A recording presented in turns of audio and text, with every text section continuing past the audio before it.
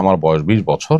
দারিদ্র্যের কারণে পরিবার আমাকে একজন বিবাহিত পুরুষের দ্বিতীয় স্ত্রী হিসেবে বিয়ে দিয়েছে। স্বামী আমার প্রাপ্য হক দিচ্ছেন না, গর্ভবতী অবস্থাতেও যত্ন নিচ্ছেন না। তিনি বলেন বড় স্ত্রীর হক নষ্ট করলে জাহান্নামে যাবেন, কিন্তু আমার অধিকার তো প্রতিদিনই নষ্ট হচ্ছে। আমি কি আল্লাহর কাছে মূল্যহীন? দ্বিতীয় স্ত্রীর হক নষ্ট করাও কি গুনাহ নয়? কেউ যদি কবিরা গুনাহ করে আবার তওবা করে এরকম দীর্ঘদিন ধরে করতে থাকে, তার জন্য মাসআলা কি? আমরা গরিব, কোরবানি দেওয়ার সামর্থ্য নেই, কোরবানিতে শরীক থাকার জন্য দুলাভাই টাকা দেন যেন আমরাও গোশত খেতে পারি, আমাদের কোরবানি হবে কিনা। আমি জিএসসি পরীক্ষার সময় অন্যের খাতা দেখে লিখেছিলাম, এর জন্য আমার বৃত্তি আসে। সে বৃত্তি টাকা দিয়ে আমি কুশি কাটা কাজ সহ বিভিন্ন ধরনের হাতের কাজ করা শিখেছি। এখন আমি অনলাইনে আমার হাতের কাজের ব্যবসা শুরু করতে চাচ্ছি, এটা কি আমার জন্য জায়েজ হবে? রোমে যদি বাচ্চার বিভিন্ন আকৃতির পুতুল ও প্রাণীর আকৃতির খেলনা থাকে, তাহলে সেখানে নামাজ পড়ে নামাজ কবুলের পথে অন্তরায় হবে কিনা? ওযু ছুটে যাচ্ছে এমত অবস্থায় শুধু আত্তাহিয়াতু পড়ে সালাম ফিরালে নামাজ হবে কিনা? আমি অনলাইনে মেয়েদের অর্নামেন্টস এর বিজনেস করি। অনেক মেয়ে এসব অর্নামেন্ট পরে বেপর্দা ঘোরাঘুরি করে, ছবি তোলে, এজন্য আমার গুনাহ হবে কিনা? যে ব্যক্তি দাড়ি রাখে না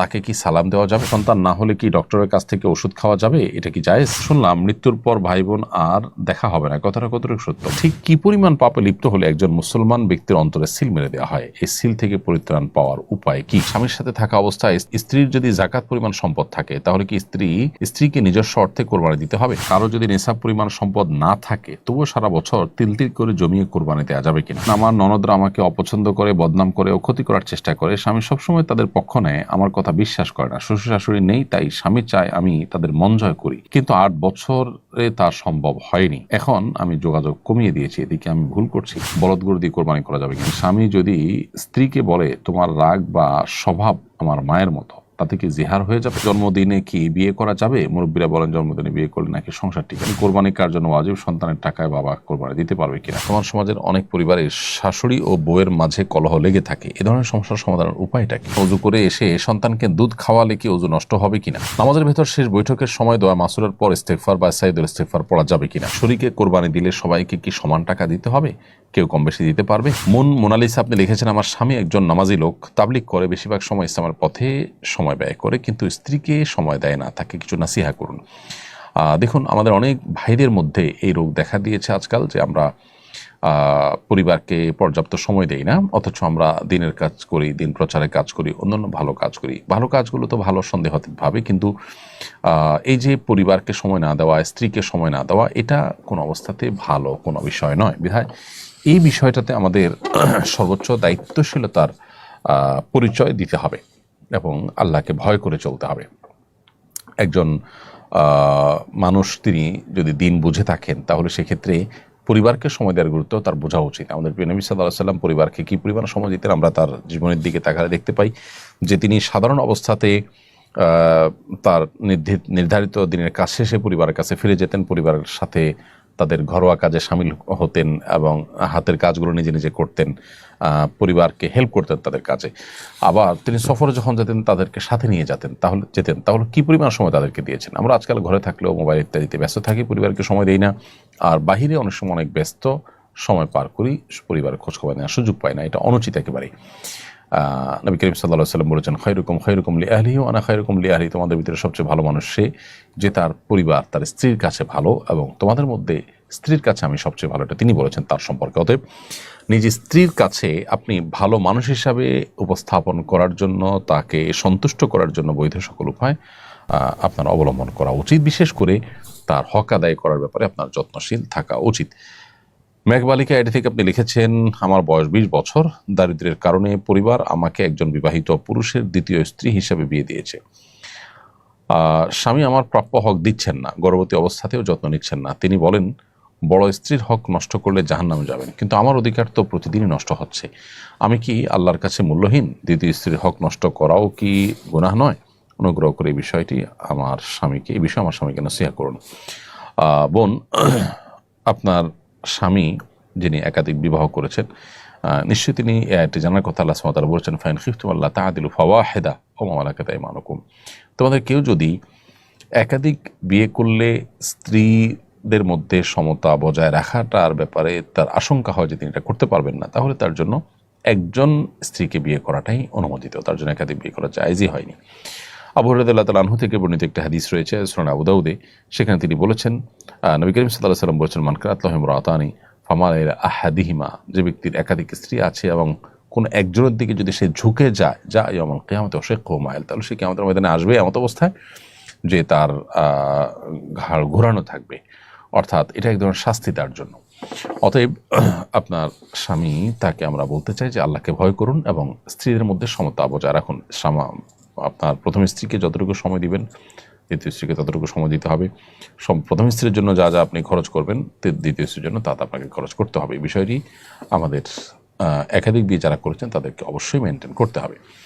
মোহাম্মদ আলমগীর আপনি লিখেছেন, কেউ যদি কবিরা গুনাহ করে আবার তওবা করে এরকম দীর্ঘদিন ধরে করতে থাকে তার জন্য মাসআলা কি? কবিরা গুনাহ করে যদি বারবার তওবা করে আবারও তিনি কবিরা গুনাহ করতে থাকেন তো সন্দেহাতীতভাবে সেটা তার তওবা যেটা হচ্ছে সেই তওবাটা যেটা যথাযথ হচ্ছে না, সেটা যে দুর্বল তওবা তার প্রমাণ। অতএব তওবাকে শক্তিশালী করার চেষ্টা করতে হবে। আপনার কোনো অপরাধ হওয়ার পর যে তওবা হবে সেই তওবাটা এতটা স্ট্রং হবে যে আপনি পরবর্তীতে কোনো অপরাধ করার আগে যেন আগেরবার আপনি যতটা সেটার সঙ্গে লড়াই করতে পেরেছেন দ্বিতীয়বার যেন তার চেয়ে আর একটু শক্তিশালীভাবে করতে পারেন, তওবাটা যেন একটু পাওয়ারফুল হয়। এরপরেও যদি এরকম বারবার হয় তো আল্লাহর কাছে ক্ষমা চাইতে আমরা কার্পণ্য করবো না, কারণ আল্লাহ তাআলা তাওয়াব, বারবার তিনি বান্দার তওবাকে কবুল করেন। বাট আমাদের তওবা হতে হবে প্রত্যেকটাই আগেরটার তুলনায় শক্তিশালী। এমডি আব্দুল মান্নান মাহমুদ আপনি লিখেছেন, আমরা গরিব, কোরবানি দেওয়ার সামর্থ্য নেই, কোরবানিতে শরিক থাকার জন্য দুলাভাই টাকা দেন যেন আমরাও গোশত খেতে পারি, আমাদের কোরবানি হবে কিনা?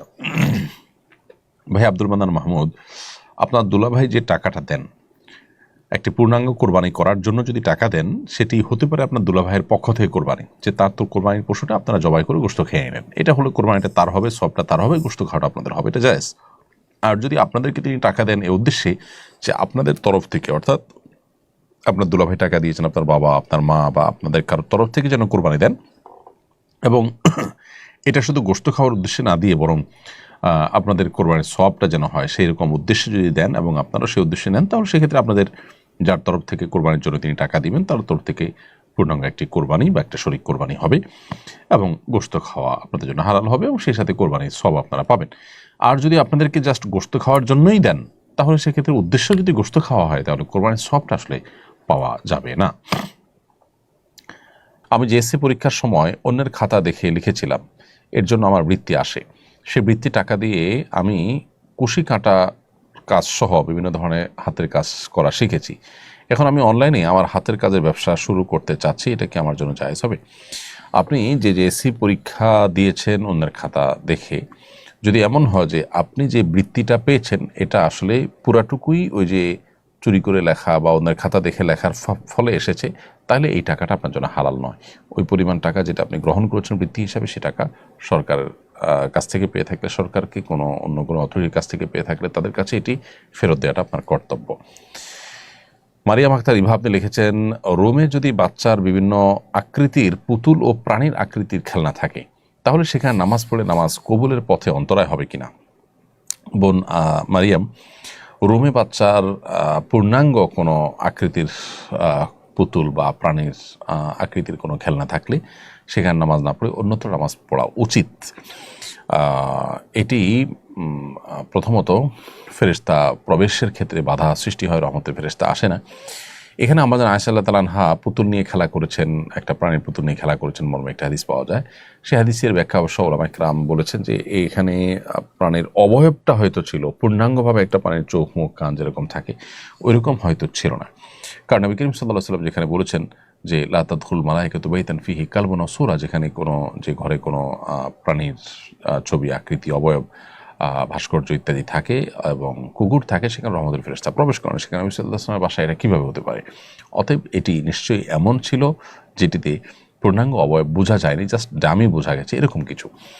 তো এই জন্য এরকম কোনো রুমে থাকলে প্রকাশ্যে বিশেষ করে দৃশ্যমান থাকলে সে রুমে নামাজ না পড়ে অন্য রুমে নামাজ পড়া উত্তম। যদিও রুমে নামাজ পড়লে নামাজ হয়ে যাবে, বাট মান এবং গুণগত মান কমে যাবে, কারণ রহমতের ফেরেশতা সেখানে প্রবেশ করেন না।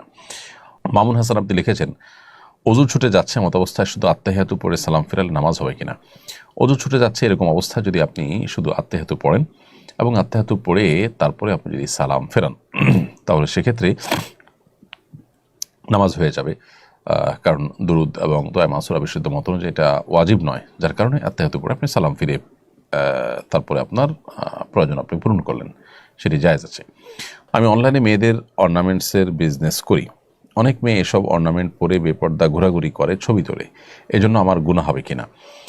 দেখুন, অনলাইনে অর্নামেন্টসের বিজনেস করেন আর যেটাই করেন এটা মৌলিকভাবে তো নাজায়েজ কিছু না, কিন্তু আপনার অর্নামেন্ট পরে কেউ বেপর্দা হয়ে ঘোরাঘুরি করলো, এর দায় আপনার উপরে আসবে মনে করার কোনো কারণ নেই, কারণ এটা ব্যক্তির অপরাধ।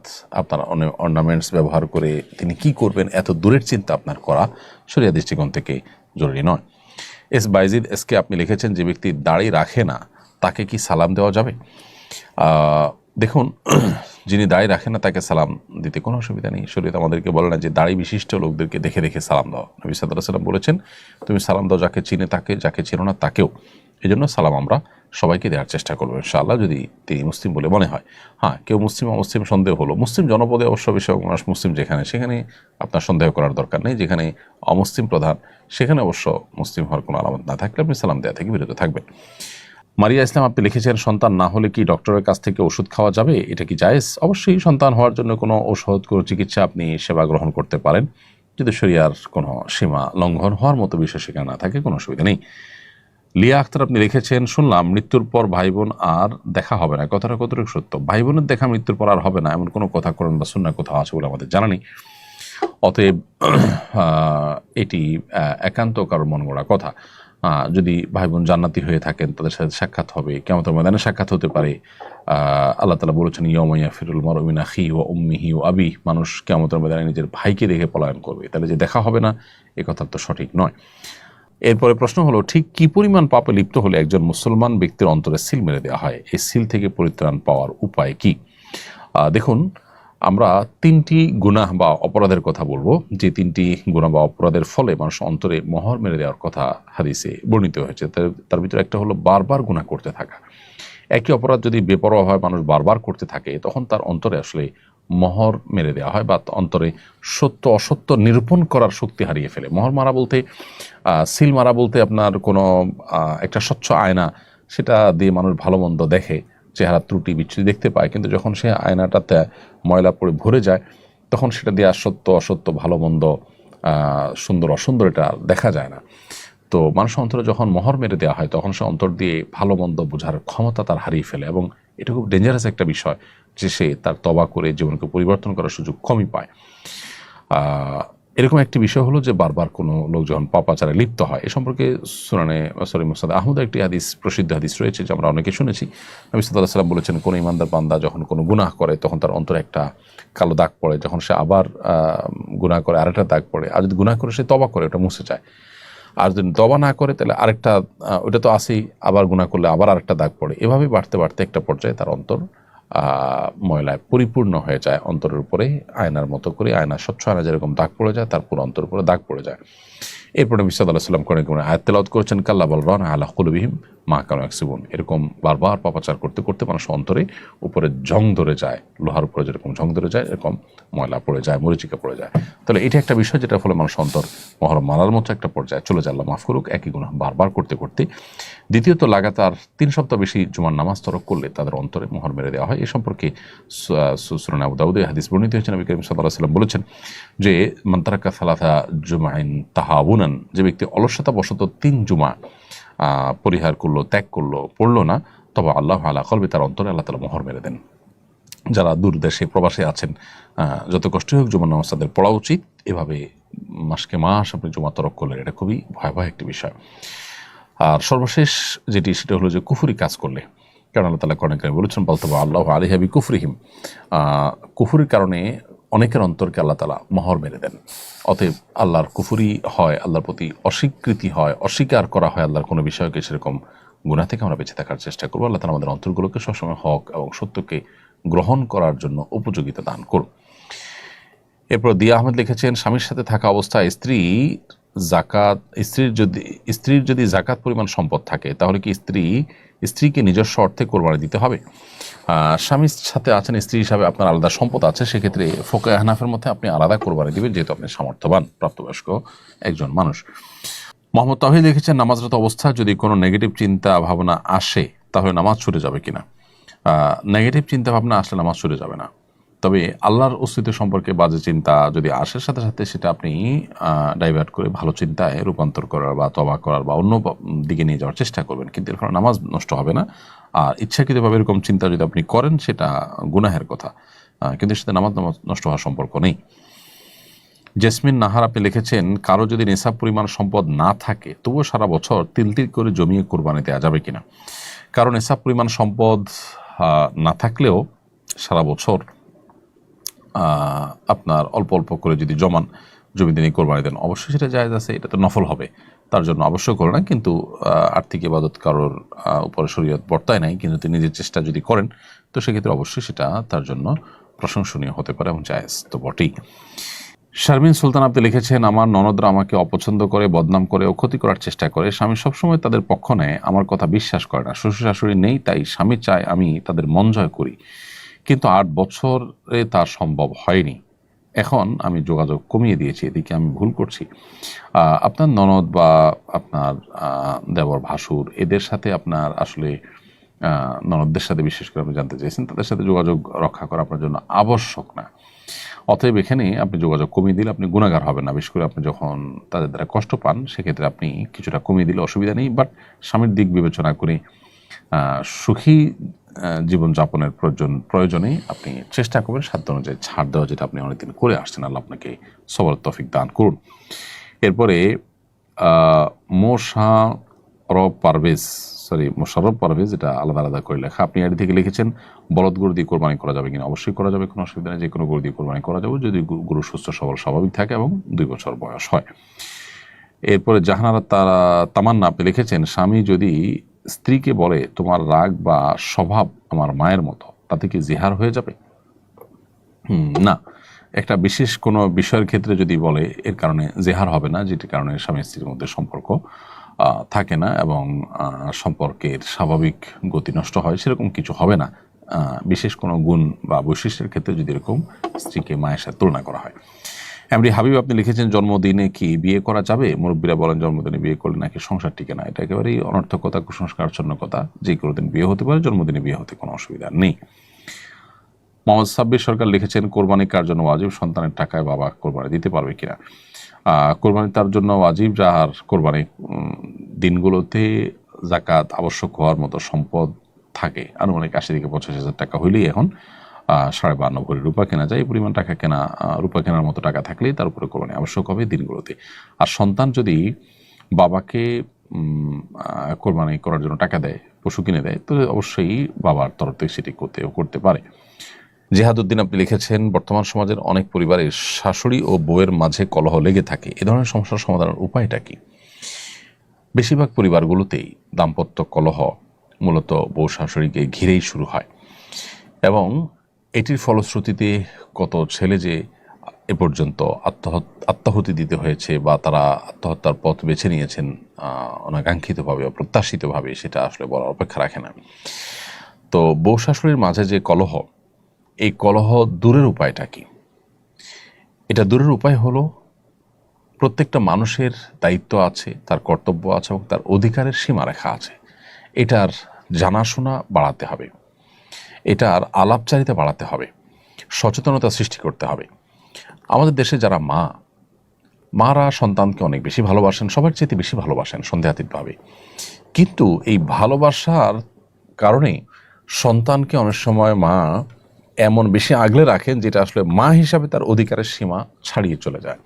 যেমন বিয়ের পর ছেলে তার স্ত্রীকে নিয়ে সংসার যখন করা শুরু করে, অনেক মা চান যে প্রত্যেকটা বিষয়ে তার সাথে কথা বলা হবে, তিনি সব কিছু শুনবেন, বলবেন। এটা অনেক ক্ষেত্রেই বাড়াবাড়ি। মায়েদের এটা বোঝা উচিত। সন্তান যখন বড় হয় তখন তার নিজস্ব মতামত সৃষ্টি হয়। যখন তিনি বিয়ে করেন তখন তার সাথে তার স্ত্রীর মতামতে সে যুক্ত হয়। এখানে মা অবশ্যই তাকে গাইড করবেন, তাকে পরামর্শ দিবেন, মতামত দিবেন। মায়ের অবশ্যই চাওয়া থাকতে পারে, কিন্তু সেটার একটা সীমা রেখা থাকতে হবে। ধরুন ছেলে উপার্জন করছে, ছেলে উপার্জন করার পর ছেলের উপার্জনকে কে নিয়ন্ত্রণ করবে? স্ত্রী চান তিনি নিয়ন্ত্রণ করবেন, মা চান তিনি নিয়ন্ত্রণ করবেন। আর শরিয়া চায় যিনি উপার্জন করছেন তিনি তার উপার্জনকে নিয়ন্ত্রণ করবেন। সন্দেহাতীতভাবে মায়ের প্রতি রেসপেক্ট থাকবে, মায়ের পরামর্শকে সর্বোচ্চ আমল নেওয়ার চেষ্টা করবেন, আর স্ত্রীর যা পাওনা প্রাপ্য আছে সেগুলো দিবেন, এবং তিনিও কোনো যৌক্তিক পরামর্শ দৃষ্টিকে আমল নেওয়ার চেষ্টা করবেন। কিন্তু দিন শেষে সিদ্ধান্ত নেওয়ার ক্ষমতা ইসলাম দিয়েছে যিনি উপার্জন করেছেন তাকে। এখন মা যদি মনে করেন যে ছেলে আমার উপার্জন করে সব আমার কাছে দিবে, আমি যা খুশি তা বউকে দেব বা দেব না। অনেক প্রবাসীরা আছেন, তাদের উপার্জনের সমস্ত টাকা বাবা মা আশা করেন যে আমাদের কাছে দিয়ে দিবে, আমরা আমাদের মতো কিছুকে নিয়ন্ত্রণ করব। এগুলো সবগুলোই কিন্তু বাড়াবাড়ি, এবং বাবা মা হিসাবে তাদের যতটুকু অধিকার আছে তার সীমা ছাড়িয়ে চলে যাওয়া। সন্তানের প্রতি বাবা মা যদি জুলুম করেন তাহলে সেক্ষেত্রে আল্লাহর কাছে কিন্তু জবাবদিহিতার মুখোমুখি হতে হবে, সে বাবা মার কিন্তু বিচার হবে। অতএব এই মাত্রা জ্ঞানটা আমাদের মধ্যে খুবই কম, এবং এর কারণেই কিন্তু কলহগুলো বেশিরভাগ ক্ষেত্রে হয়ে থাকে। অতএব মা হোক বাবা হোক, তাদের যে অধিকার সেটা অবশ্যই সবার চাইতে বেশি, আল্লাহর পরে আল্লাহ রসুলের পরে সবচেয়ে বেশি অধিকার তাদের, সন্দেহ নেই। কিন্তু সেই সাথে সেটার একটা সীমা আছে, শরীয়ত একটা সীমানা দিয়েছে। সো সেই সীমাটা আমাদেরকে মেনটেন করে চলতে হবে। একই কথা স্ত্রীর ক্ষেত্রে প্রযোজ্য। আপনার স্বামী উপার্জন করে আনছেন, এখন কি করবেন না করবেন, কাকে দিবেন না দিবেন সব আপনি দেখবেন না, এটা একেবারে অযৌক্তিক কাজ। আপনার প্রাপ্য অধিকারটা পাচ্ছেন কিনা, আপনার ভরণ পোষণ যথাযথভাবে পাচ্ছেন কিনা, মাও দেখবেন যে মারটা পাচ্ছেন কিনা। যদি নিজেরটা পান, এরপরে বাকি টাকাটা যিনি উপার্জন করছেন তার একান্ত আপনার স্বাধীন ইচ্ছা ব্যবহার করে তিনি যা খুশি করবেন, কিন্তু আপনি সেখানে শুধুমাত্র পরামর্শ দিবেন, ইনপুট দিবেন এবং দোয়া করবেন। স্ত্রীগণ যারা আছেন, যদি মনে করেন যে স্বামী ভুল পথে আছেন, তাহলে সেক্ষেত্রে আল্লাহর কাছে চোখের পানি ফেলে দোয়া করেন।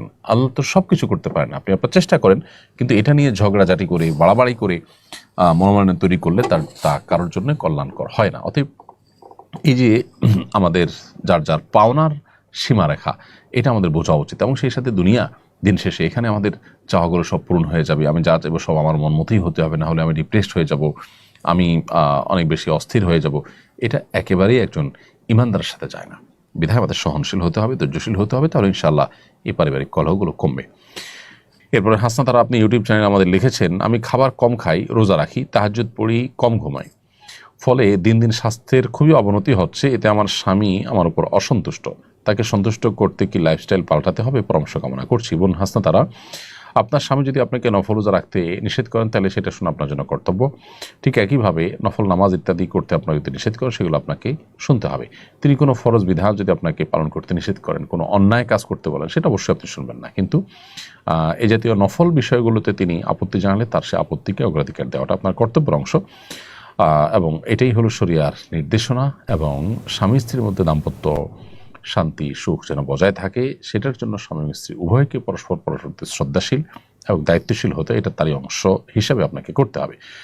আল্লাহ তাআলা বলেছেন, ওয়ালা তুলকু বিআইদিকুম ইলা তাহলুকা, তোমরা নিজেদেরকে ধ্বংসের দিকে ঠেলে দিও না। আপনি যে দিন দিন স্বাস্থ্য খারাপ হয়ে যাচ্ছে, অবনতি হচ্ছে, আপনি নিজেই বলছেন, তো এরকম কাজ করা এমনিতেও আপনার জন্য উচিত নয়। এছাড়া নবী করিম সাল্লাল্লাহু আলাইহি ওয়াসাল্লাম বলেছেন, লা দাররা ওয়ালা দিরার, নিজে ক্ষতিগ্রস্ত হওয়া জায়েজ নাই, অন্যের ক্ষতি করাও জায়েজ নাই। তাহলে নিজে নিজের ক্ষতি করলেন, সেটাও কিন্তু আপনার জন্য জায়েজ নয়। নবী করিম সাল্লাল্লাহু আলাইহি ওয়াসাল্লাম পরিষ্কারভাবে বলেছেন যে লা ইউশাদ্দা হাদাদ দিন আহাদুন ইল্লা গালাবা, কেউ যদি এই দিনের ব্যাপারে কঠোরতা অবলম্বন করে, যে দিন পালন করতে গিয়ে নিজের জন্য অনেক কঠিন করে ফেলবে, তাহলে একটা সময় সে আসলে হার মানবে, এটা পারবে না। এই জন্য আপনার এই জায়গাতে বাড়াবাড়িকে পরিহার করা উচিত। মাই ড্রিম আইডি থেকে আপনি লিখেছেন, অজু করে এসে সন্তানকে দুধ খাওয়ালে কি অজু নষ্ট হবে কিনা? অজু দুধ পান করানোর কারণে নষ্ট হবে না, কারণ অজু ভঙ্গের বিষয়টি আমাদের শরীর থেকে অপবিত্র কোনো বিষয় বের হওয়ার সাথে সম্পৃক্ত। তো মা যখন সন্তানকে দুধ খাওয়ান তখন সেই দুধটা কোনো নাপাক কোনো বিষয় না, বিধায় এ দুধ শরীর থেকে নির্গত হলো, সন্তান পান করলো, তার ফলে মায়ের অজু নষ্ট হওয়ার কোনো কারণ নেই। নামাজের ভেতর শেষ বৈঠকের সময় দোয়া মাসুরের পর ইস্তেগফার বা সাইদুল ইস্তেগফার পড়া যাবে কিনা? প্রথম কথা হলো যে নবী করিম সাল্লাল্লাহু আলাইহি ওয়াসাল্লামের একটি হাদিস রয়েছে, শেষ বৈঠকে আত্মায়াত এবং দুরুদের পর নবী সাল্লাল্লাহু আলাইহি ওয়াসাল্লাম আল্লাহর কাছে বিভিন্ন চাওয়া পেশ করার জন্য আমাদেরকে নির্দেশনা দিয়েছেন। তিনি বলেছেন যে যেটি সহিহ বুখারীতে বর্ণিত হয়েছে, সুম্মা হাদিসের ভাষ্যটা হলো এরকম যে এরপরে সুম্মা লিয়াতাহাইয়া মিনাদ দুআ মা শা, এরপর আল্লাহ তাআলার কাছে যে কোনো দোয়া চাইবে সে বান্দা যেন পেশ করে। অতএব শেষ বৈঠকে আত্মায়াত এবং দুরুদের পর দোয়া মাসুরা হিসেবে আল্লাহুম্মা ইন্নী যালামতু নাফসি যুলমান কাসীরা, যেটা আমরা পড়ে থাকি প্রসিদ্ধ দোয়া, এর পাশাপাশি দোয়া মাসুরা আর এইটির পাশাপাশি কোরআন হাদিস বর্ণিত যে কোনো দোয়া আপনি পড়তে পারবেন।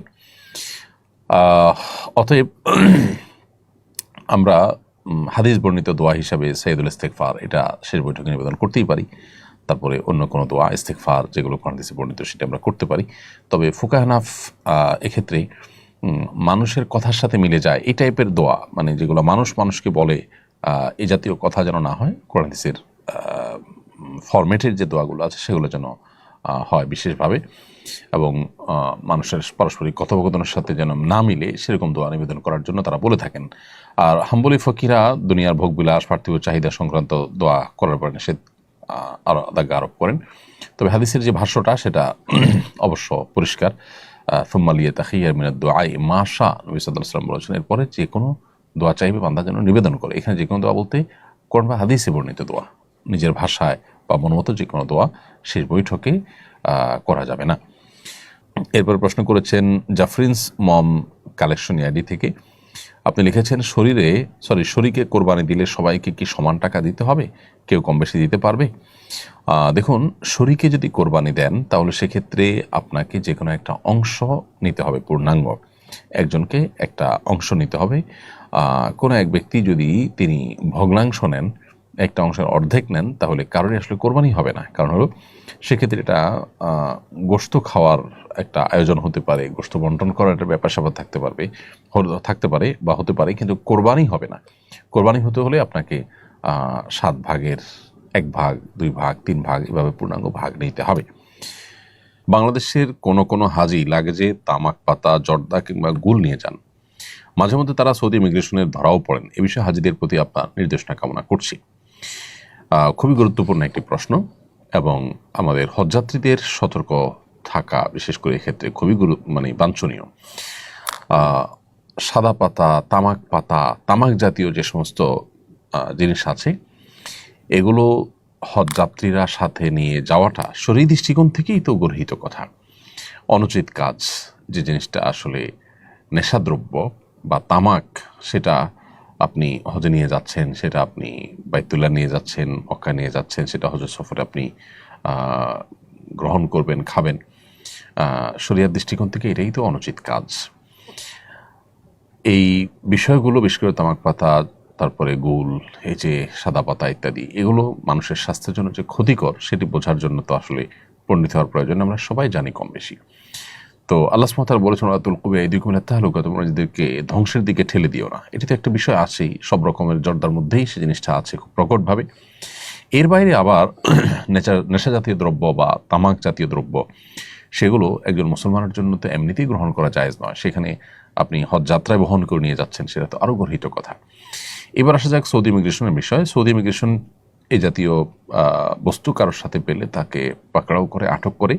অনেক সময় দেখা যায় যে হজ বা উমরার যাত্রী সাথে সাদা পাতা, তামাক পাতা, জর্দা, এই সমস্ত গুল ইত্যাদি নিয়ে অনেকগুলো নিয়ে গেছেন, এবং সেগুলো ধরা পড়েছে স্ক্যানার মেশিনে ধরার পর দেখা যাচ্ছে যে তাকে আটকে রাখা হয়েছে, জিজ্ঞাসাবাদ মুখোমুখি করা হয়েছে, কেন তিনি মাদক দ্রব্য, তামাক জাতীয় দ্রব্য কেন এনেছেন। তাকে অনেক জিজ্ঞাসাবাদের মুখোমুখি হতে হচ্ছে এবং নাজেহাল হতে হচ্ছে। যেহেতু সৌদি আরবে এই জাতীয় জিনিসগুলো নিষিদ্ধ এবং এগুলো মাদক জাতীয় দ্রব্যের অন্তর্ভুক্ত হিসেবে তারা গণ্য করে এবং তার জন্য যথাযথ আইনি পদক্ষেপ গ্রহণ করে, অতএব হজ যাত্রীগণ হজের যাত্রায় এই জাতীয় জিনিসপত্র যেন সাথে নিয়ে না যান, সে বিষয়ে তাদের সতর্কতা একান্তভাবে আমরা কামনা করছি। এরপরের প্রশ্ন হলো, কৃত্রিম বুদ্ধিমত্তার প্রতি মানুষের দিন দিন নির্ভরশীলতা বাড়ছে। হঠাৎ কোনো মাসআলা জানতে হলে এআইকে জিজ্ঞাসা করে তার উপর নির্ভর করে আমল করা যাবে কিনা? গুরুত্বপূর্ণ এবং সময়োপযোগী একটি প্রশ্ন। আর্টিফিশিয়াল ইন্টেলিজেন্স বা এআই এর ব্যবহার দিন দিন বাড়ছে। মানুষ ছোট বড় বিভিন্ন কাজ করতে গিয়ে এআই এর শরণাপন্ন হচ্ছে, এআইকে দিয়ে সে কাজগুলো করাচ্ছে, বিভিন্ন বিষয় জানার চেষ্টা করছে, ইনফরমেশনগুলো নেওয়ার চেষ্টা করছে। ঠিক একইভাবে মাসাইল জানার জন্য এআই এর শরণাপন্ন হওয়া এবং আর্টিফিশিয়াল ইন্টেলিজেন্সের মাধ্যমে মাসাইলের উত্তর নেওয়া, শরিয়ার দৃষ্টিকোণ জানার চেষ্টাও কেউ কেউ করে থাকতে পারেন।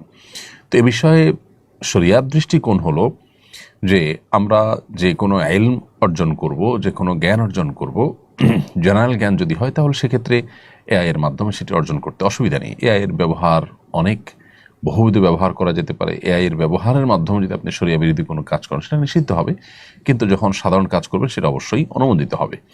অতএব এআই এর মাধ্যমে সাধারণ তথ্য উপাত্ত সংগ্রহ করা বা কোনো ইনফরমেশন নেওয়া বা বিশেষ কোনো শরীয়ী দৃষ্টিকোণ থেকে বৈধ কোনো কাজ করা, এটা তো জায়েজ আছে, কোনো অসুবিধা নেই।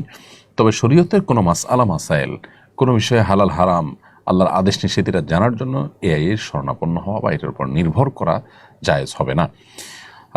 শরণাপন্ন আপনি হয়তো হতে পারেন, কিন্তু সেটাকে ক্রস চেক করতে হবে দক্ষ ওলামা ইকরামের মাধ্যমে বা কোরআন এবং হাদিসের আলোকে আপনাকে চেক করতে হবে সেই ইনফরমেশনগুলো সঠিক কিনা। কারণ জাগতিক বা পার্থিব কোনো ইনফরমেশন সঠিক বা ভুল হলে আমরা যতটা ক্ষতিগ্রস্ত হব, শরিয়ার কোনো বিধিবিধান আমল করতে গিয়ে, পালন করতে গিয়ে, জানতে বা মানতে গিয়ে যদি আমাদের ভুল হয়, তাহলে তার ক্ষতির পরিমাণ, মাত্রাটা অনেক বেশি হবে। সুরানে দারিমির একটি প্রসিদ্ধ হাদিস আমরা জানি, যেটি ইমাম মুহাম্মদ ইবনে সিরিন রাহিমাহুল্লাহর উক্তি। মূলত তিনি বলেছেন, ইন্না হাদাল ইলমা দীন ফানজুরু আম্মান তাখুযুনা দিয়ামাকুম।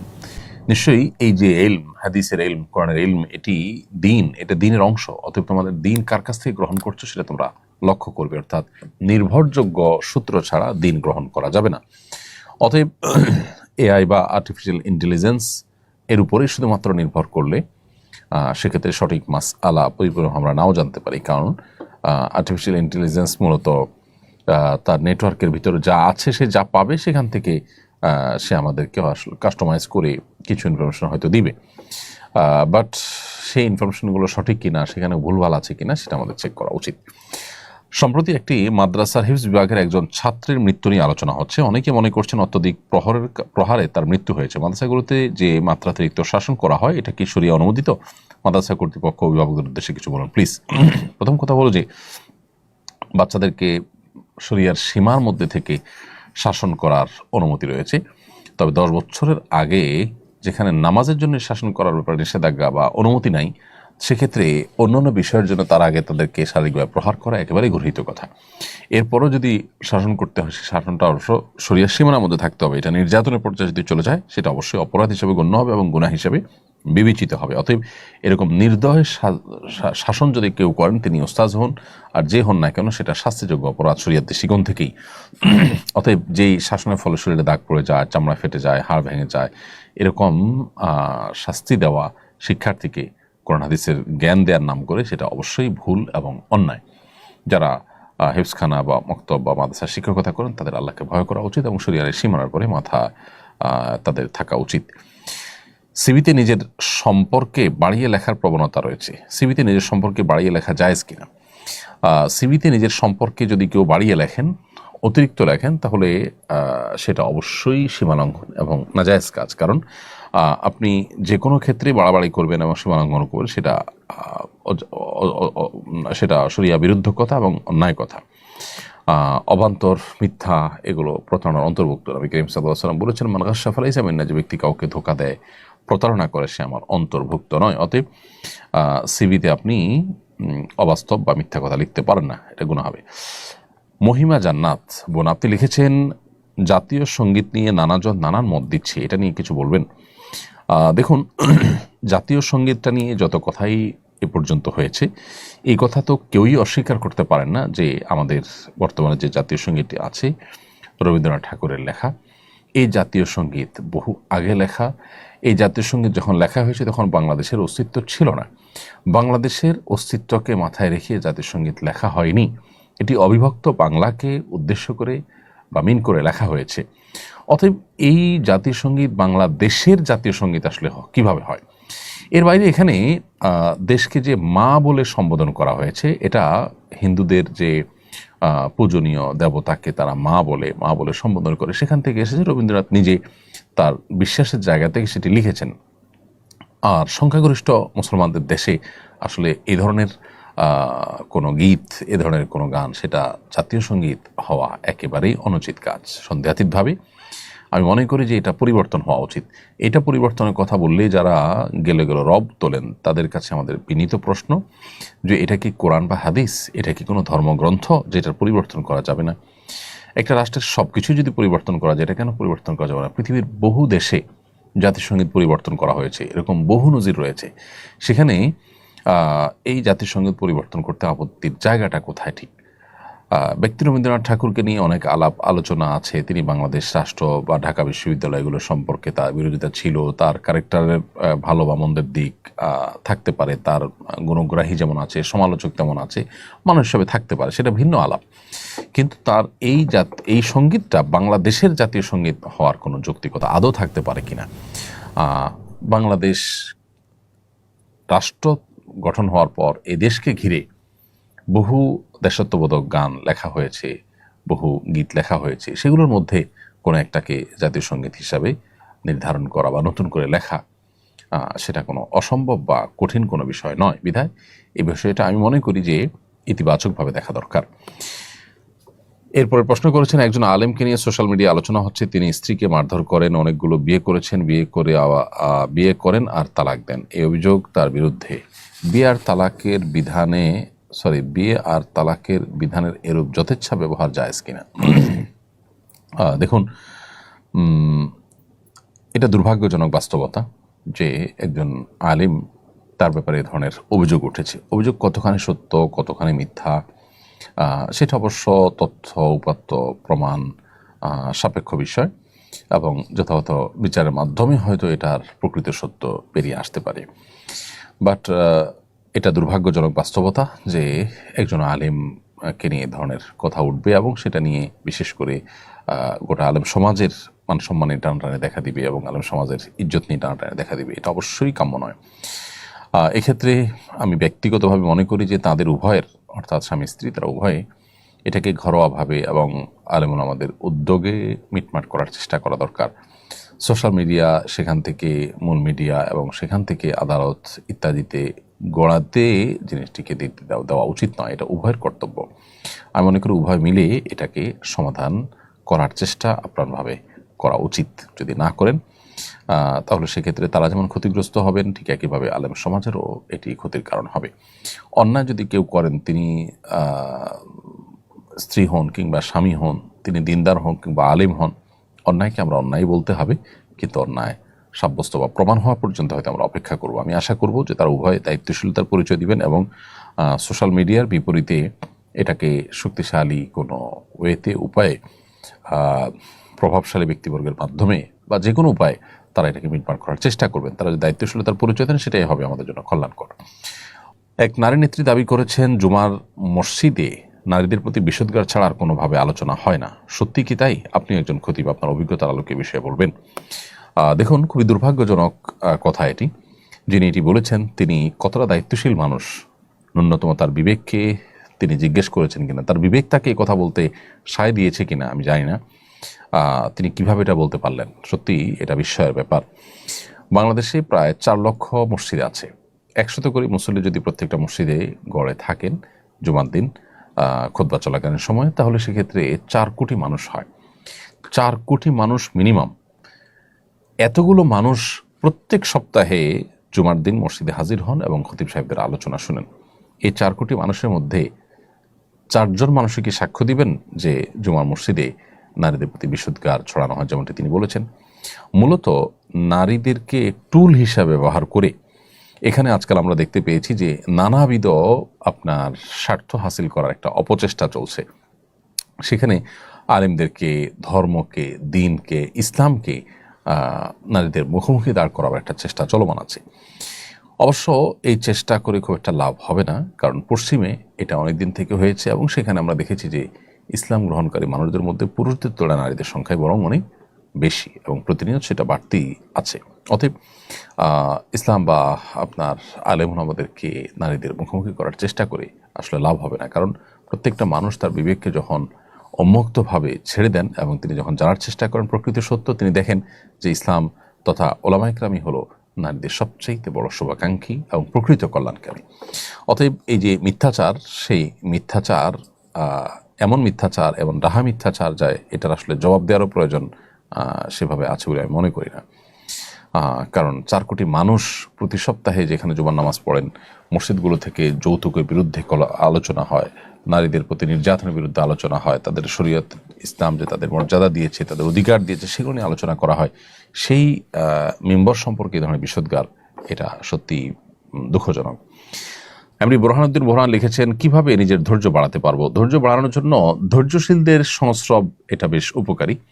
যাদেরকে দেখবেন যে অনেক সহনশীল, অনেক ধৈর্যশীল, অনেক চিন্তাশীল, সে মানুষগুলোর সাথে যত বেশি আপনার উঠা বসা হবে, যত বেশি আপনার আসা যাওয়া হবে, তত বেশি ইনশাআল্লাহ বিদিনিল্লাহ আপনি তাদের দ্বারা বেনিফিটেড হবেন।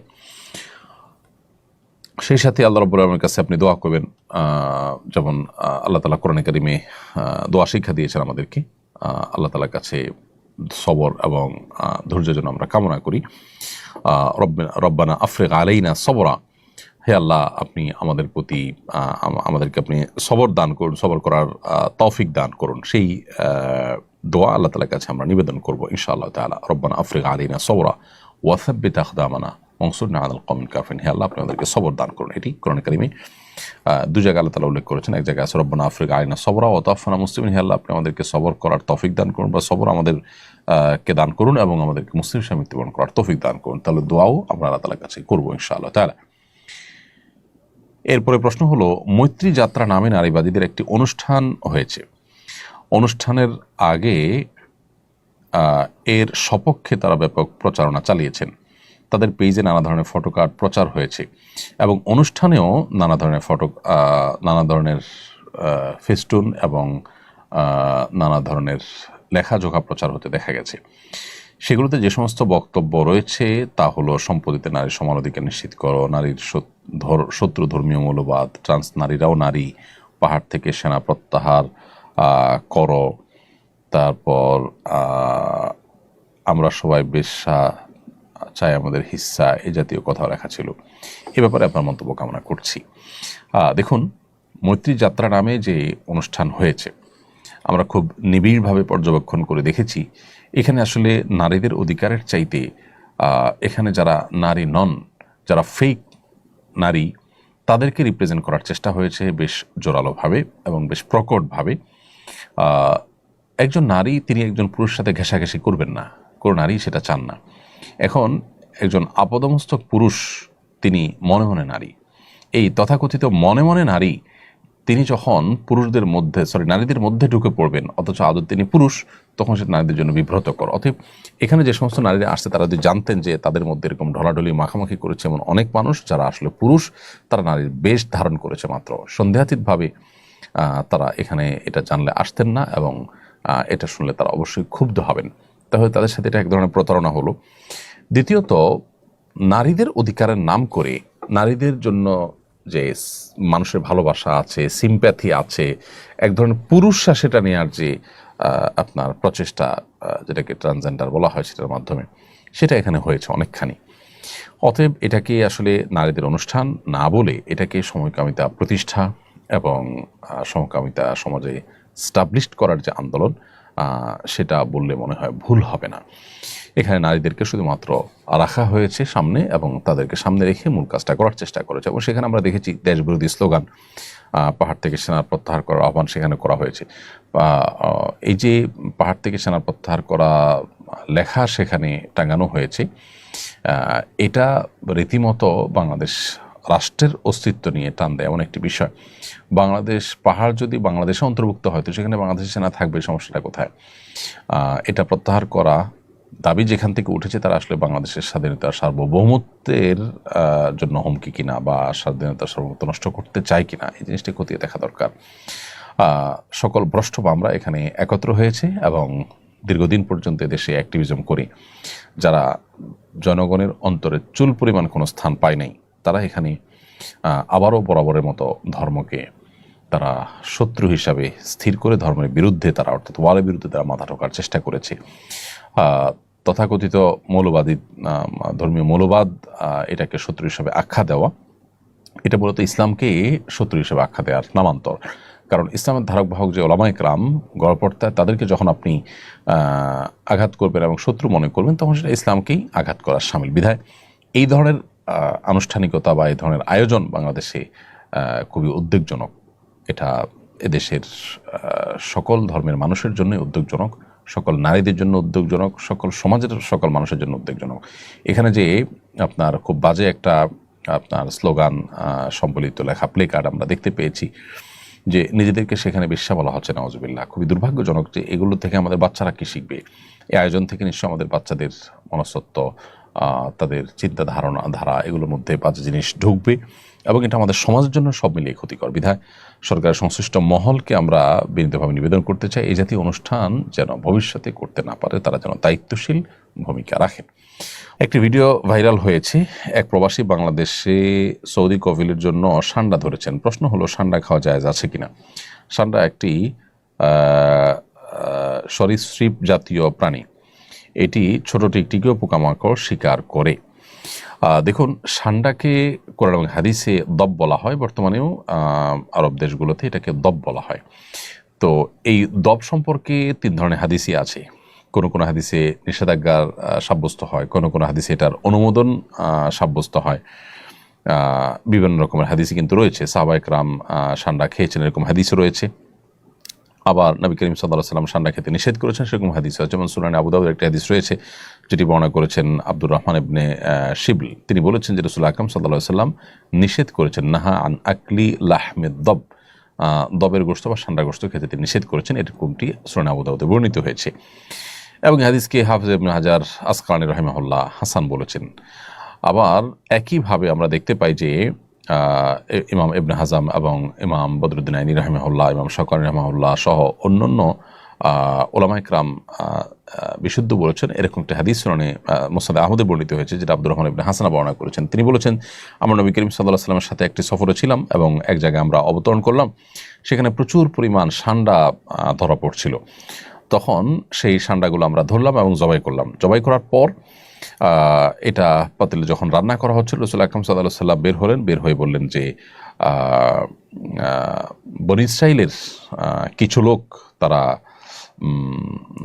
আপনার হারিয়ে গিয়েছে এবং আমি ভয় করছি, আশঙ্কা করছি যে এই সান্ডা বনী ইসরাইলের মধ্যে কিছু প্রাণী প্রজাতি হারিয়ে গেছে, এই সান্ডা তাদের অন্তর্ভুক্ত বা এটাই সেটা আমার মনে হচ্ছে।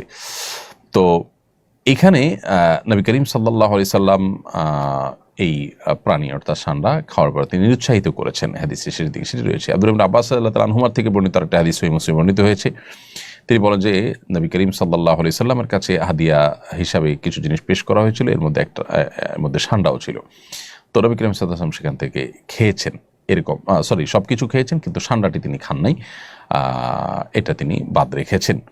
তাহলে আমরা মিশ্র পাচ্ছি এই সম্পর্কে। সবগুলো হাদিস যেহেতু বিশুদ্ধ এবং সবগুলো হাদিস বিভিন্ন হাদিস কিতাবে বর্ণিত হয়েছে, এই জন্য সংখ্যাগরিষ্ঠ ওলামা ইকরাম, বিশ্ব ওলামা ইকরামের মধ্যে সান্ডা খাওয়া জায়েজ, যদিও হানাফি ওলামা ইকরাম এটাকে মাকরু বলেছেন, অনুত্তম বা অনুচিত বলেছেন। এরপরে প্রশ্ন হলো, আসুন্নাহ ফাউন্ডেশনের কোরবানির প্রজেক্ট সম্পর্কে জানতে চাই। আসুন্নাহ ফাউন্ডেশন এবছর অন্যান্য বছরের মতো সবার জন্য কোরবানি ঘোষণা করেছে। আপনারা জানেন যে আমাদের অনেক প্রবাসী ভাই বোন আছেন যারা দূর দেশে থাকেন। নিজের কোরবানি নিজে করাটা তাদের জন্য কঠিন এবং জটিল হয় অনেক ক্ষেত্রে। আবার অনেকে দেশে আছেন কিন্তু নিজের এখলাস এনশিওর করার জন্য, নিজেকে ঝালাই করবার জন্য মাঝে মধ্যে তার কোরবানিটা দেশের প্রত্যন্ত অঞ্চলে গরিব দুঃখীদের মধ্যে করে তার গোশত তিনি বন্টন করতে চান। তো এই রকম ব্যক্তিদের বা অনেকের হয়তো দেশে আছেন কিন্তু কোরবানিটা হয়তো তার অন্য কোথাও কেউ করে দিতে পারলে তার জন্য সহজ হয়, ভালো হয়। তো এই সমস্ত ব্যক্তিদের জন্য আমরা আসুন্নাহ ফাউন্ডেশন থেকে প্রতি বছর কোরবানির ব্যবস্থা করে থাকি এবং এখানে আমরা যেটি করি যে আমাদেরকে যারা কোরবানি করার দায়িত্ব দেন তাদের তরফ থেকে আমরা কোরবানি করি। আর শরিয়ার দৃষ্টিকোণ থেকে কোরবানি এমন একটি ইবাদত যে ইবাদত একজন আরেকজনের তরফ থেকে প্রতিনিধি হিসাবে করতে পারে। আপনি যদি কাউকে একটা গরু বা ছাগল কেনার টাকা দিয়ে বলেন তুমি এটা কিনে আমার পক্ষ থেকে জবাই করে কোরবানির ঈদের দিন এটার গোশত তুমি বন্টন করিও বা নিজে নিও, তাহলে সেটা জায়েজ আছে, এই প্রতিনিধিত্ব এখানে চলে। তো সেই জায়গা থেকে আসুন্নাহ ফাউন্ডেশন এটি করে আসছে। এবছর আমাদের ঘোষণা হলো একটি পরিপূর্ণ গরুতে আমাদের আনুমানিক 98,000 টাকা খরচ হবে। তো 98,000 টাকাই চূড়ান্ত করা হয়েছে যে একটা গরুতে আমরা 98,000 টাকা খরচ করবো ইনশাআল্লাহ। যদি এর কোনোটা থেকে যায়, সামান্য কিছু ফাউন্ডেশনে থেকে যাবে দান হিসাবে, আর এর বেশি যাতে না লাগে সেজন্য আমরা ওইভাবে নির্দেশনা দিয়ে থাকি। তো 98,000 টাকা আমাদের একটা গরুতে লাগবে, পরিপূর্ণ গরুতে, আর গরুর একটা ভাগে 14,000 টাকা লাগবে এবং ছাগলের জন্য একটা ছাগলের 16,000 টাকা লাগবে। বিধায় আসুন্নাহ ফাউন্ডেশনের মাধ্যমে যারা কোরবানি করাতে চান তারা এই হারে শরিক হতে পারেন যত দ্রুত সম্ভব, কারণ একটা সময় এটি বন্ধ হয়ে যাবে এবং নির্দিষ্ট সময়ের পর আর আমরা এই খাতে কাউকে ডোনেশন না করার জন্য অনুরোধ জানাবো।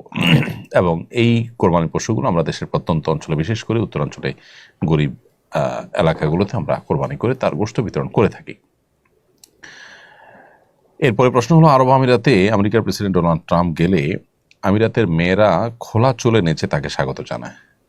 একটি আরব মুসলিম দেশে এ ধরনের ঘটনা ঘটায় অনেকে বিরূপ প্রতিক্রিয়া জানাচ্ছে। বিষয়টাকে আপনি কিভাবে দেখছেন? আমি একজন মুসলিম হিসাবে সন্দেহাতীতভাবে আমিও খুবই দুঃখ পেয়েছি এই ঘটনার কথা জেনে। একজন মুসলিম নারী, যেখানে আল্লাহর নির্দেশ তাকে পর্দা করা, মুসলিম সমাজে যেখানে মুসলিম নারীদের লাজুকতা, তাদের পর্দাশীলতা, পর্দার সৌন্দর্য, এটা গোটা বিশ্বের মানুষের কাছে বিদিত এবং মানুষ জানে, সেখানে একজন অন্য ধর্মাবলম্বী মানুষ এসেছেন, এমন একজন মানুষ এসেছেন যার নানা কর্মকাণ্ড অনেক সময় মুসলমানদের স্বার্থের বিরুদ্ধে যায়। তাকে স্বাগতম জানানোর জন্য মুসলিম মেয়েদেরকে রাস্তার পাশে দাঁড় করিয়ে এবং তাদেরকে দিয়ে আপনার যেভাবে এখানে আপনার নাচের আয়োজন করা হলো বা যেভাবে খোলা চুলে নাচানো হলো, সেটা আমাদের জন্য আসলে লজ্জাজনক অধ্যায়। আরব দেশগুলো তারা যদি নিজেদের স্বকীয়তা এভাবে হারিয়ে ফেলেন, নিজেদের অস্তিত্বকে যদি তারা বিলীন করে ফেলেন, তাহলে আপাত দৃষ্টিতে মনে হচ্ছে তারা জাতে ওঠার চেষ্টা করবেন, অথবা তারা অন্যান্যদের সাথে দৌড়ে এগিয়ে যাওয়ার চেষ্টা করবেন। মূলত এটা নিজেদেরকে আত্মহত্যা করার মতো, নিজেকে ধ্বংস করার মতো একটি কাজ। আমরা আল্লাহ তাআলার কাছে দোয়া করি, আল্লাহ তাআলা তাদেরকে শুভ বুদ্ধির যেন উদয় হয় সেই তৌফিক দান করুন, এবং মুসলিমদের জন্য লজ্জাস্কর, বিব্রতকর, অস্বস্তিকর এ ধরনের কর্মকাণ্ড থেকে আল্লাহ তাআলা বাঁচার জন্য তাদেরকে সেরকম ঈমানের শক্তি দান করুন। এটা দুর্ভাগ্যজনক এবং যে কোনো মুসলিমের কষ্ট লাগার মতো বিষয়।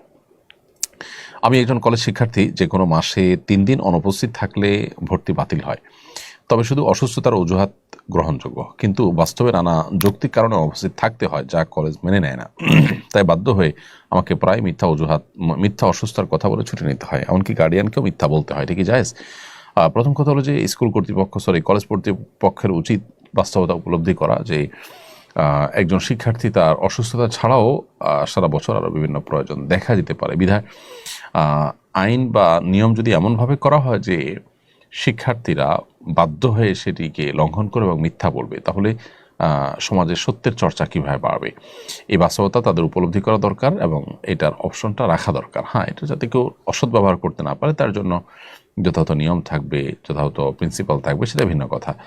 আর কোনো অবস্থাতেই মিথ্যা বলা আসলে জায়েজ নয়। মিথ্যা বলে আপনি ছুটি নিলেন, সেটা গুনাহের কথা, সেটা আপনি বলেন কিংবা আপনার অভিভাবক বলেন, যেই বলেন না কেন, মুসলমানের জন্য মিথ্যা বলা জায়েজ নয়। জীবন রক্ষার মতো কোনো পরিস্থিতি তৈরি হলো, ওইরকম জটিল কোনো ইস্যুতে আপনি হয়তো একটু ঘুরিয়ে বললেন, অসত্য বললেন, এটা সরাসরি সত্য নয়, বা যেটা একাধিক ব্যাখ্যা হতে পারে সেরকম কথা বললেন, সেটা জায়েজ হতে পারে। কিন্তু এ ধরনের মিথ্যা কথা আপনি বললেন শুধুমাত্র এমন একটা ইস্যুতে যেটা আপনার আসলে জীবন মরণ কোনো ইস্যু নয়, এটা আসলে জায়েজ হবে না। দুর্ঘটনা রোধ করার জন্য প্রায় অটোরিকশা জব্দ করে ভেঙে ফেলা হয়। রিক্সা ভাঙা উচিত কিনা? মেইন সড়কে অটোরিকশা মুক্ত করার উত্তম পন্থা কি হতে পারে? রিক্সা ভাঙা ছাড়া এটার আরও নানাবিধ উপায়ে নিয়ন্ত্রণ করা আসলে সম্ভব। কাজটা হয়তো কঠিন, কিন্তু একজন গরিব মানুষ সর্বস্ব হারিয়ে তিনি রাস্তায় তাকে বসতে হয়, সেদিকটা মাথায় রেখে রিক্সাগুলোকে তুলে নিয়ে দূরে কোথাও নিয়ে রাখা এবং শহরে কোনোভাবে ঢুকতে না দেওয়া, নানাভাবে নিয়ন্ত্রণ করার চেষ্টা করা যেতে পারে। যদিও সম্প্রতি যে ঘটনা ঘটেছে আমরা জেনেছি যতটুকু, যে যাদের রিক্সা ভাঙা হয়েছে তাদেরকে বিকল্প উপার্জনের পথ করে দেওয়া হচ্ছে বা হয়েছে, হলে সেটা অবশ্যই প্রশংসনীয়। সেই সাথে একটা রিক্সা ভেঙে ফেলা, একটা জিনিস নষ্ট করার মধ্যে কোনো কল্যাণ নেই। সেটা গ্রামে বা যেখানে ব্যবহারের জন্য উপযোগী বা অনুমোদিত সেখানে পাঠানোর ব্যবস্থা করা যেতে পারে। এবং এ জাতীয় যারা রিক্সা চালক আছেন তাদেরকে প্রশিক্ষণ দেওয়ার ব্যবস্থা করা যেতে পারে। আসুন্নাহ ফাউন্ডেশনকে যদি বলা হয় তাদেরকে প্রশিক্ষণ দিয়ে কর্মক্ষম করে দেওয়া বা উপার্জনক্ষম করে দেওয়া, আসুন্নাহ ফাউন্ডেশন সে উদ্যোগ নিতে পারে। এক্ষেত্রে সংশ্লিষ্ট কর্তৃপক্ষ যদি আন্তরিক হন এবং তারা যদি চান, তো সেক্ষেত্রে নিজেরা বা অন্য কোনো প্রতিষ্ঠানের মাধ্যমে তাদের স্বাবলম্বী করার উদ্যোগ নিতে পারে। বিশেষ করে প্রশিক্ষণ দিয়ে তারপরে কর্মসংস্থানের ব্যবস্থা করা যেতে পারে। বিশেষ করে যেই রিক্সাগুলো ভাঙা হয়েছে এগুলো বেশিরভাগই দেখা হয়েছে যে আপনার এগুলো নতুন, যার কারণে এখানে ইনভেস্ট হয়েছে এবং এই টাকাটা নিছকই নষ্ট হবে, সেটা অবশ্যই চিন্তার বিষয়। তানহা তাবাসসুম লিখেছেন, লুডো খেলা কি হারাম? সরাসরি হারাম বলা হয়তো কঠিন হবে, কিন্তু মাকরুহ তাহরিমি থেকে অবশ্যই খালি না। একে তো অনর্থক কাজ, দ্বিতীয়ত যে সমস্ত খেলাধুলা শারীরিক কোনো কসরত নাই, এ সমস্ত খেলাধুলা আসলে কোনো মানুষের রিফ্রেশমেন্টও হয় না, মানুষ আরও বোর ফিল করে, এবং সব মিলিয়ে শরিয়া যে সমস্ত খেলাকে অনুমোদন করেছে সেগুলোতে শারীরিক কসরত আছে, এটা তার মধ্যে পড়ে না। বিধায় দাবা ইত্যাদি সম্পর্কে শরীয়তে পরিষ্কারভাবে নিষেধাজ্ঞা আছে, এটা সেই ক্যাটাগরি খেলা হওয়ার কারণে এটাও নিষিদ্ধের আওতায় পড়বে, এবং একজন মুসলমান সময় কাটানোর উদ্দেশ্যেও এটি করা উচিত হবে না। তাহসান তাইয়েব আপনি লিখেছেন, আমি জীবনে অনেক শিরক কুফর করেছি, এখন কিভাবে তওবা করব? শিরক কুফরের নাম ধরে ধরে তওবা করতে হবে কিনা? যদি মোটা দাগে হয় তাহলে সেক্ষেত্রে আপনি আলাদা আলাদা সেগুলোর কথা উল্লেখ করে করে তওবা করতে পারলে অবশ্যই উত্তম। আর যদি আপনার মনে না পড়ে যে কত শিরক কুফর হয়েছে না হয়েছে আলাদা আলাদা নাম করে ধরে বলা কঠিন, তাহলে সেক্ষেত্রে আপনি সকল প্রকার শিরক আল্লাহর সাথে যতগুলো করেছেন, যত প্রকার কুফরি করেছেন, সবগুলো থেকে আপনি যদি গণহারে তওবা করেন এবং আর কখনো কোনো প্রকার শিরক কুফর করবেন না, মর্মে আল্লাহ তাআলার সাথে আপনি যদি ওয়াদাবদ্ধ হন, আল্লাহ তাআলাকে যদি আপনি কথা দেন, প্রতিশ্রুতি দেন, আল্লাহ তাআলার কাছে যদি আপনি সংকল্প জাহির করেন, ইনশাআল্লাহ আশা করি আল্লাহ তাআলা মাফ করবেন। তামজিদ ভিডিও আপনি আমাদের ইউটিউব চ্যানেলে লিখেছেন, মৃত্যুশয্যায় শায়িত ব্যক্তিকে মসজিদে হুজুর এনে তওবা পড়ানোর প্রচলন আছে, এভাবে তওবা পড়ানো যাবে কিনা, তওবা সঠিক পদ্ধতি কি? এর উত্তর হল, রাসূল করিম সাল্লাল্লাহু আলাইহি ওয়াসাল্লাম মৃত্যুশয্যায় মানুষকে ইসলামের দাওয়াত দিয়েছেন, কুফর থেকে তওবা করার দাওয়াত দিয়েছেন। এটি নবী সাল্লাল্লাহু আলাইহি ওয়াসাল্লাম তার চাচা আবু তালেবের ক্ষেত্রে করেছেন, অন্য আরও অনেকের ক্ষেত্রে করেছেন। অতএব সেগুলো থেকে যদি তওবা করানো যায় তাহলে গুনাহের বিষয়টি তো অবশ্যই করানো যাবে।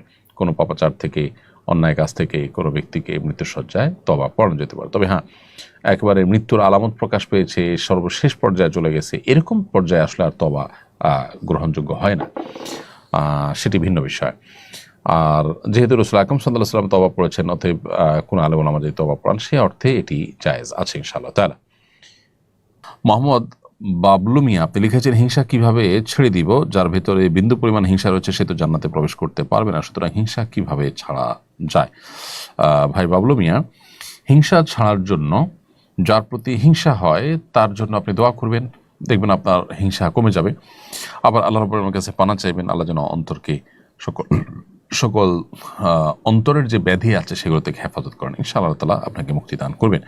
আয়েশা সিদ্দিকা লিখেছেন, ডাক্তারের সিরিয়াল তাড়াতাড়ি পাওয়ার জন্য কারো সুপারিশ নেওয়া যাবে কিনা? সিরিয়াল যখন করা হয় ফোনে বা আপনার অন্য কোনো উপায়ে যখন সিরিয়াল করা হয়, সেই সিরিয়ালকে আপনি সুপারিশের মাধ্যমে যদি আগায় আনেন, তাতে যদি অন্য কারোর অধিকার নষ্ট না হয় সেটা ঠিক আছে। কিন্তু ধরুন এক জায়গায় বসা আছে, সিরিয়াল ধরে অনেকক্ষণ ধরে মানুষ অপেক্ষা করছে, আপনি কোনো একটা মাধ্যমে শর্টকাট ওয়েতে চলে গেলেন, তাহলে অবশ্যই যারা দাঁড়িয়ে আছে তাদের হক নষ্ট করেছেন, এটা জায়েজ নয়। এক্ষেত্রে ডাক্তার সাহেব নিজে যদি আপনাকে কোনো ছাড় দেন বা রেসপেক্ট করেন, সেটাকে সাধারণত রোগীরা ভিন্ন চোখে দেখেন না, সেটা ভিন্ন বিষয়। এসকে শরীফ আপনি লিখেছেন, আমি হোটেলে কাজ করি, কাস্টমারের খাওয়ার পর মাংসের হাড্ডি একজন লোক আমার থেকে নিয়ে বিড়ালকে খাওয়ান, উনি আমাকে কিছু টাকা দেন, এটা হালাল হবে কিনা? আপনার হোটেল মালিক যদি এটা জানেন কোনো অসুবিধা নেই। এটা ইস্যু হলো যে হোটেল মালিক আপনাকে এটা কি করতে বলেছে। যদি ফেলে দিতে বলে তাহলে আপনি ফেলে দেওয়া জিনিসটাকে রেখে বিক্রি করলেন, সেটা জায়েজ আছে। আর যদি হোটেল মালিকের ফেলে দিতে না বলে বরং এটাকে রাখতে বলে বা এটা দ্বারা বেনিফিটেড হওয়ার কোনো ওয়ে থাকে, তাহলে সেক্ষেত্রে আপনি যেটা গ্রহণ করা জায়েজ হবে না। আপনাকে ফেলে দিতে বলেছে, আপনি আলাদা করে রেখে দিয়েছেন, এরপর আপনি বিক্রি করেছেন, সেটা জায়েজ আছে। তবে এক্ষেত্রেও ভালো হয় যদি আপনি মালিককে ইনফর্ম করতে পারেন যে এরকম একটা ওয়ে আছে, আমি সেটা অবলম্বন করছি। এনায়েত আদনান লিখেছেন, 3 বন্ধু মিলে ব্যবসা পরিচালনা করছি, একজন ব্যবসায় অর্থ যোগান দেয় আর বাকি 2জন ব্যবসা পরিচালনা করে, লাভ ক্ষতি 3 জনের মধ্যে সমানভাবে বন্টন হবে, এই ব্যবসা হালাল হবে কিনা? জি, অবশ্যই হালাল হবে। কোন হারে আপনারা লাভ ক্ষতি নেবেন সেটা একান্ত আপনাদের উপর। আপনারা যদি 3জন সমান হারে নেওয়ার ডিসিশন নিয়ে থাকেন, এটা মুদারাবা অবশ্যই জায়েজ আছে। জাহানারা তামান্নান আপনার আরেকটি প্রশ্ন দেখতে পাচ্ছি, আমি মাজারে গিয়ে মাজারে শরিয়া শায়িত ব্যক্তিকে উসিলা করে আল্লাহর কাছে সন্তান চেয়েছি, মাজারে দিঘিতে গোসল করেছি, নফল নামাজে পড়েছি, মোমবাতি কিনে দিয়েছি কিনা মনে নাই, তাতে কি আমার ইমান চলে গেছে? আমার কি ইমান এবং বিয়ের নবায়ন করতে হবে কিনা? আল্লাহ মাফ করুন, মাজারে শায়িত ব্যক্তির কাছে যদি সন্তান না চেয়ে যদি তার উসিলায় আল্লাহর কাছে সন্তান চান, তাহলে ইনশাল্লাহ ইমান যাওয়ার মতো বিষয় হয়নি। তবে এটাও সন্দেহাতীতভাবে আপনার ভ্রান্ত বিশ্বাস। তো আপনার তওবা করা যথেষ্ট এর জন্য, যেন ভবিষ্যতে এরকম ঈমান এর সাথে অসঙ্গতিপূর্ণ বিষয় যেন না হয়। চাইতে হবে আল্লাহর কাছে। নবী সাল্লাল্লাহু আলাইহি ওয়াসাল্লাম আমাদেরকে সে নির্দেশ করেছেন। এরপরে জোহর কাউসার অর নব, এই আইডি থেকে আপনি লিখেছেন, খ্রিস্টান প্রধান দেশে বেপর্দা খ্রিস্টান মহিলাদের কাছে ছোট জামা কাপড় পাইকারি খুচরা বিক্রি করা, ব্যবসা করা জায়েজ আছে কি না? আপনার থেকে কাপড় চোপড় কিনে কে কীভাবে ব্যবহার করবেন না করবেন, ইনশাআল্লাহ এর দায় আপনার উপরে বর্তাবে না। বাংলাদেশের মাটি ও মানুষ আইডি থেকে আপনি লিখেছেন, আমি মাঝে মাঝে নামাজ পড়ি, মাঝে মাঝে পড়া ছেড়ে দিই, নিয়মিত নামাজ কীভাবে পড়তে পারি? নামাজের গুরুত্ব সম্পর্কে আপনি পড়াশোনা করেন, জানাশোনা করেন, বিভিন্ন আলোচনা শোনেন ওলামায়ে কেরামের, এবং নামাজি ব্যক্তিদের সান্নিধ্য এবং সেরকম পরিবেশের মধ্যে নিজেকে নিয়ে যান, ইনশাআল্লাহ আপনার জন্য নামাজ পড়া সহজ হবে। এরপরে সুহাইবা তাবাসসুম লিখেছেন, অনলাইনে বুস্ট করে পণ্য বিক্রি করা কি জায়েজ আছে? অবশ্যই সেটি জায়েজ আছে, সেটি নাজায়েজ কাজ নয়। নাইম নূর আপনি লিখেছেন, আমি মক্কায় কাজ করি, এহরামের কাপড় ছাড়া নিচে তওয়াফ করা যায় না, তাই আমি উমরা না করে এহরামের কাপড় পরে তওয়াফ করে, এটা করা যাবে কিনা? অনুচিত। তওয়াফ তো হয়ে যাবে, বড় কোনো গুনাহ হয়তো হবে না, কিন্তু এক ধরনের প্রতারণা যেহেতু আছে, জন্য এটা অ্যাভয়েড করা উচিত। ইমানদার প্রতারণা করতে পারে না। এমডি জিহাদ সরকার লিখেছেন, শিকদার লিখেছেন, বাবরি চুল নিয়ে কিছু বলবেন? বাবরি রাখার কি নির্দিষ্ট কোনো বয়স আছে? কোনো বয়স নাই, বাবরি চুল রাখতে পারেন আপনি। তবে সাধারণত প্রাপ্তবয়স্ক হওয়ার পরেই মানুষ বাবরি চুল রাখে, এবং যদি অপ্রাপ্তবয়স্ক বিশেষ করে শ্বশ্রবিহীন অবস্থায় বাবরি চুল রাখলে সেটি যদি কোনো কারণে ফিতনার আশঙ্কা হয়, তাহলে সেটা অ্যাভয়েড করা দরকার। অবশ্য শরীয়ত আমাদেরকে কোনো বয়স ঠিক করে দেন যে এই বয়সের আগে রাখা যাবে না বা এই বয়সের পরেই রাখতে হবে, এমন কোনো বাধ্যবাধকতা শরীয়ত আমাদেরকে দিয়ে দেয়নি।